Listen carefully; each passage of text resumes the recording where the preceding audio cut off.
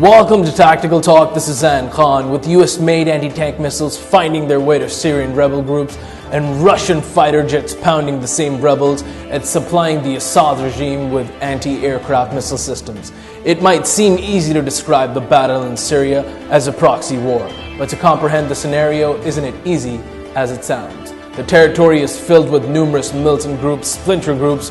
Which country is supporting which is a test for all global observers. Today, to discuss the proxy war in Syria, we have with us today an American Colonel, Tony Shaffer. Colonel Shaffer serves as a member of the U.S. Nuclear Strategy Forum and is a senior fellow to the London Centre for Policy Research. He frequently appears on American media and international media discussing numerous topics. Welcome to our show, Colonel Tony Shaffer. This is Zain Khan. Thank you for having me. Good to be on. Colonel Shaffer, let's get to the first question. We have already established the concept of proxy wars in our previous episodes, but just to refresh the memory of our audience, briefly explain what are proxy wars and give some examples of proxy wars that have happened in the past. Right. Well, very clearly, the best example I think most people will recognize from modern history is the Soviet-U.S. standoff during the Cold War from approximately 1947 to 1989. During that time, the two sides, the Russians, Soviets, and the United States, fought the Cold War using proxies for the most part in a lot of the hotter conflicts. We were taught, for example, the Russians would work with countries like Angola, Mozambique, to undermine the government. The United States then would do things with Turkey with Korea and other nations to kind of poke the Russians. And so there was many things going on across the globe where the U.S. and Russians would not necessarily go at each other directly, but would use proxies, other nations, other entities to do that. The most recent example, I believe, that most people are now observing is what's going on in the Middle East, where you have essentially the Sunni Shia breakdown. You have proxy warfare going on in the form of the Persians, the Iranians, doing things to increase who actually have the ability to arm the rebels, the Houthi rebels in Yemen, and the Saudis now coming in from the other side, trying to support the so-called legitimate government of Yemen and fighting it out, the Sunni Shia proxy warfare right there. So I think those are the two biggest examples I can point to easily for people to understand what proxy warfare is. Colonel Shaffer, second question. Do you think there is a major proxy war escalating within the Middle East and Syria? I think that Syria is a very complex situation, and you have multiple proxies doing multiple things. It is hard to keep track of who's motivated to do what without really having a deeper understanding. For purposes of today, I think it's breaking down between two lines, which one of the reasons I brought up the Cold War metaphor regarding proxy warfare is because much of my study indicates to me that we're seeing a similar setup right now. Syria has become divided in multiple ways. You have tribal rivalries going back 1,000 years. You're talking about the Yazidi, the Assyrians, obviously the Kurds, all have issues. You've got the Iranians supporting the government, Hezbollah supporting Bashar al-Assad. You've got the folks in the south on the border, the Sunni elements, Sunni tribes in the south with Iraq, which clearly have supported ISIS. And then on top of that, you bring in the higher level, the hierarchy of both the United States still trying to maintain some level of influence and ability to influence events in the Middle East, and you have the Russians, Vladimir Putin, coming in the other way. So what we see setting up is what we're calling right now, for purposes of simplicity, the Damascus Pact versus what we're trying to help organize on our side, an Arab NATO. And what we see here essentially are many of the same components as the Cold War. You have two dominant superpowers, more or less, the United States and Russia, attempting to influence things for their own purposes. I'm not here to justify the United States' role. I'm just telling you how I see it. And I'm certainly not supporting Putin's role in this, but I'm saying I see what they're trying to do. And what we have here is a lot of lower level rivalries between Iran, Syria, Iraq, and all the tribal elements, all the religious elements within that being leveraged for purposes of nation-state games. So, for example, Putin, I believe, him coming into Syria the way he has, trying to create space for Bashar al-Assad to survive and that government to survive, Clearly, it's the right thing to do. We need to bring stability to Syria. With that said, Putin is not being a good guy here. His objective is to try to obtain control with the Iranians in his corner of approximately 60 to 80% of the world's supply of crude oil. That's just what he's trying to do. It's very clear. With that said, our Arab allies, Egypt, Saudi Arabia, Jordan, and others, have been mortified by the lack of U.S. support to basically build essentially a countervailing force to what they now see as the Iranians, Russians, and what's left of Syria kind of taking one side. And clearly, the Iranians are in Iraq not for purposes of bringing stability to that country, it's for carving out the Shia enclave, which, by the way, really does control the oil for the most part, and to bring it into the sphere of influence. So we have to be very clear-eyed on what's going on here regarding the proxy warfare. The larger countries will leverage whatever they can of these smaller conflicts to their advantage. There's no good guys here, and I'm speaking on our side too. We have made some huge mistakes, the United States, in not supporting people for the right reasons. We must be true to our principles. That's why I've said a number of times I do support the Yazidi, the Syrians, the Kurds, who all just basically want to be left alone and have territory that they live on and can raise families on. So I think we have to take a view of what's best for the greater good, we, the United States. And I don't think the United States has acted in its own interests, nor do I believe we've acted in our own principles, in our own principled way so far. I think this hands-off, lead-from-behind approach has led effectively to the chaos we now see, and frankly, not going after ISIS early. I compared ISIS to a toe fungus earlier today on a Facebook post. ISIS was a toe fungus that is now in 2 years turned into a full-blown cancer.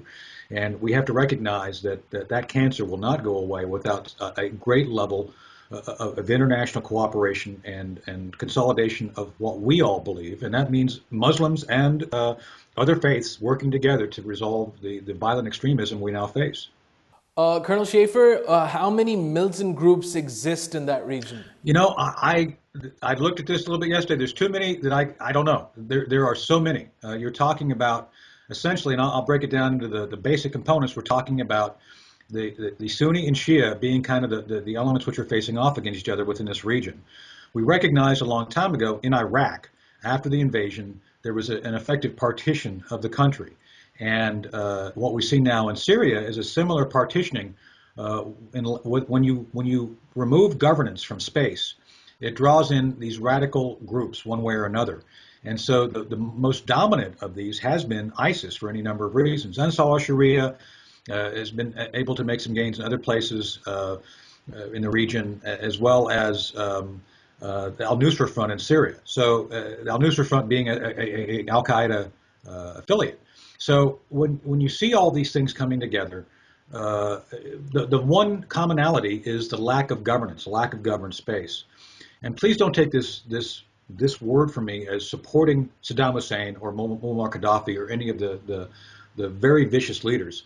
All I'm saying is that we cannot presume, we, the United States, cannot presume that the removal of a Saddam Hussein or removal of Gaddafi will allow for good governance to spring forth. We cannot guarantee by the removal of a leader that quote-unquote democracy is going to come out of the mix. England, Pakistan, United States all have a system of governance which allows for the peaceful discussion and resolution of conflicts within social spaces. The removal of a dictator will not guarantee that similar peaceful methods are established for resolution of some we would recognize as 1,000 to 2,000-year-old conflicts. So we have to understand that simply removing someone who is a bad actor does not guarantee something better is going to replace him. So that's why my point is regarding I don't know how many militias there are. I have no idea, because they seem to come and go. They seem to thrive on the chaos. And until we resolve some method of bringing order to the chaos, we will continue to see these groups continue to thrive and grow. Colonel Shaffer, last question that has mesmerized many analysts. Which group is backed by which country or key player? Wow, that's a great question, and another one where I think we don't fully know yet. And let me go through it as I best understand it. And it's going to be, what I'm going to say has been causing some controversy, but this is the way I read it. Turkey has been essentially a player which has sat the fence. And by sitting the fence, it has created conditions for the destabilization of the area of Syria and the environs. And why is that? Well, I believe President Erdogan, his interests are not those of the United States. They're not those of Sunni Shia or anything else. It's just his own nationalistic interest in bringing, I think, what he believes to be a different form of government to Turkey, something less secular and more aligned to what the Muslim Brotherhood attempted to do in Egypt prior to the removal of the president there, of Morsi.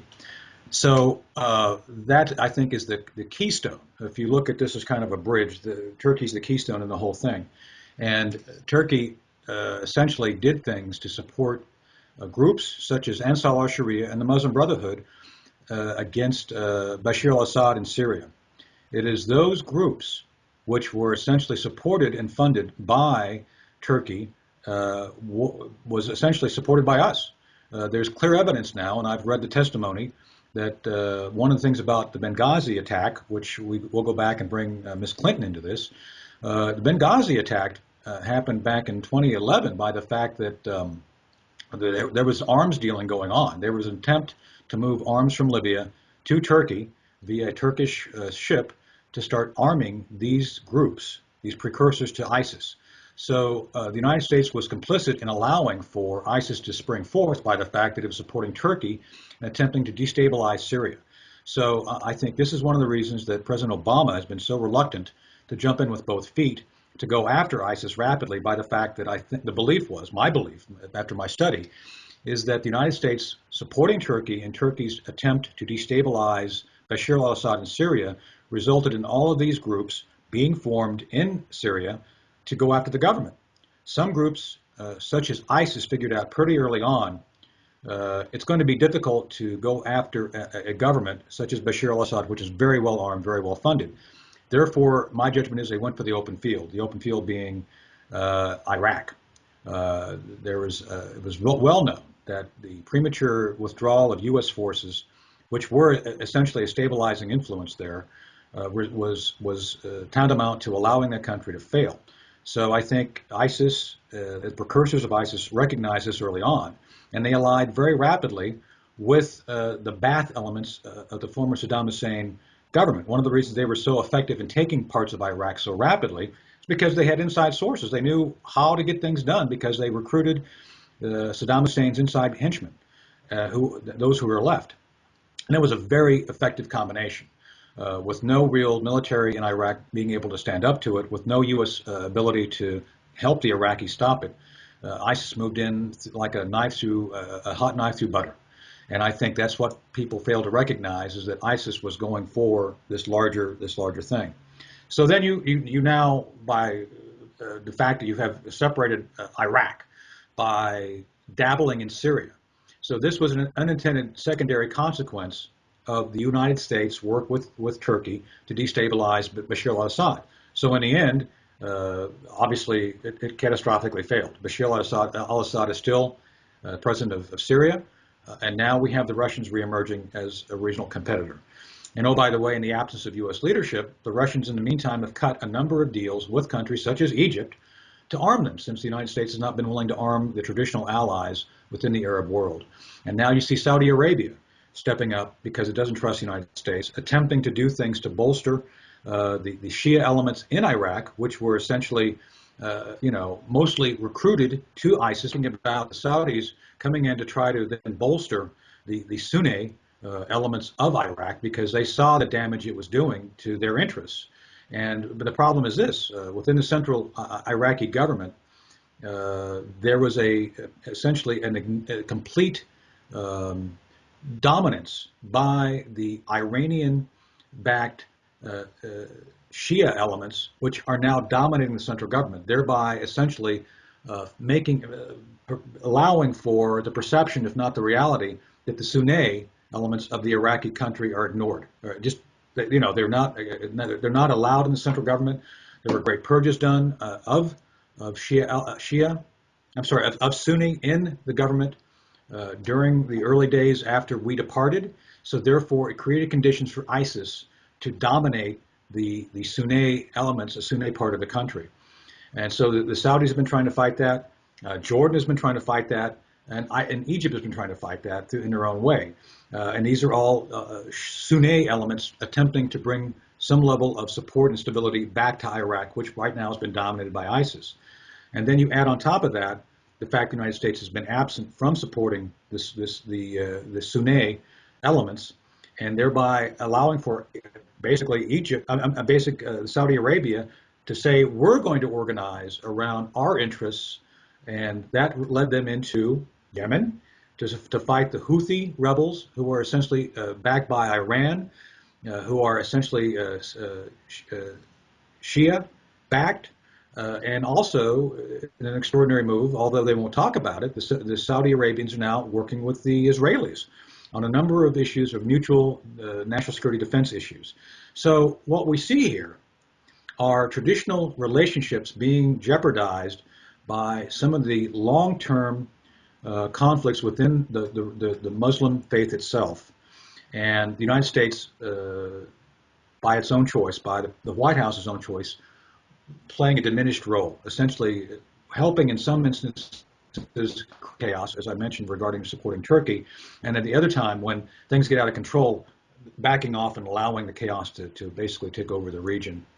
And I think that the fact that the United States has abrogated its leadership role to date, I think there's some changes coming, but so far I think this this tapestry of relationships and interests have done nothing to help the people of the region. And just so we're clear on this, I have spoken face to face with Yazidi, with Assyrians, with all flavors of Kurds, Iranian Kurds, Iraqi Kurds, Turkish Kurds, Syrian Kurds. And it's very clear to me that the chaos, which is now has taken over the region, more than ever, by the way, because we now have Libya destabilized. We have Egypt, who is still not out of the woods yet. There's a lot of issues regarding the Muslim Brotherhood and issues there. Yemen, clearly. And I would even go so far as to say that Saudi Arabia itself is jeopardized by the larger construct of chaos. So what we have failed to do as a Western set of nations, that includes England, is recognize that there are certain things we should do to support bringing some level of order and support back. And let me tell you, bringing refugees into Europe and the United States is not the answer. Going back to my conversations with the Yazidi, with the Kurds, with the Assyrians, they don't want to come here. They want to stay there. They want to be armed. They want to be equipped. They want to be sent home, much like England and the United States did for the Free French and the Free Poles during World War II. It should not be that we want to displace people from their homes of choice. It should be us working with them to restore order and in good faith to take them back to their traditional homes, wherever those are. And I think that's what we're missing here. We're not actually thinking these things through. I think we're very reactionary. We see refugees, we want to bring them somewhere. Western nations have misjudged the need to be involved and the necessary steps to be productively engaged as a helper, not to do it. I'm not promoting the idea that England or the United States send in troops, not at all. I think at the moment we send in troops, we become the issue, we the British and the United States. So that's not what I'm saying. I'm saying we should work with those who have similar interests to bring stability, to enable them to do the hard work that we cannot do directly. Thank you so much, Colonel Shaffer, for being on Tactical Talk. It was a pleasure having you. Well, thanks for having me. This was Colonel Tony Shaffer explaining the proxy war in Syria and its complications. He also clarified which group is being backed by which key player and where this whole game of chess is heading. Until the next episode of Tactical Talk, this is Zain Khan. Take care and goodbye.